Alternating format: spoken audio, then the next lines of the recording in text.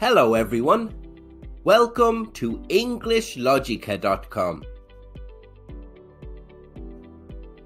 If you heard someone say they had to cut corners in order to get the job done quickly, what would you think? This idiom is used when a task is completed in the quickest, easiest, or cheapest way, usually resulting in a badly finished job.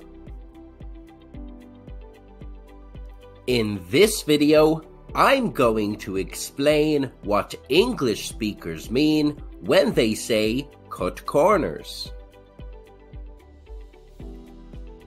I'll give you some examples to use in the workplace and in social situations, so you'll feel more confident using this popular idiom.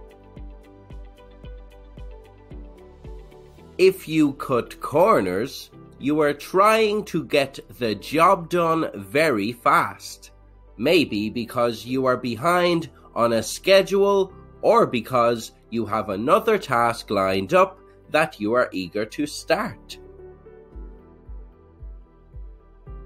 Here are some examples you might hear in social situations. I cut corners last year when I took down the Christmas tree, leaving the lights on it. Now the lights are damaged and won't work. The mechanic must have cut corners when he serviced my car. It's broken down again.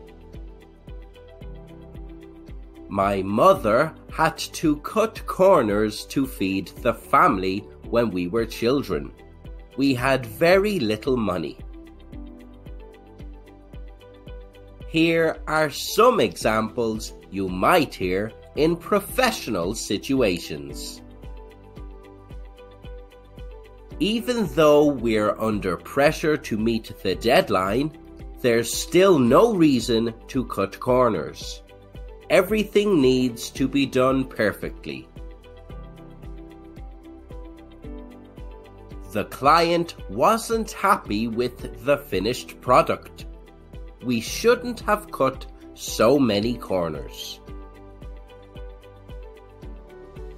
The company is known to cut corners.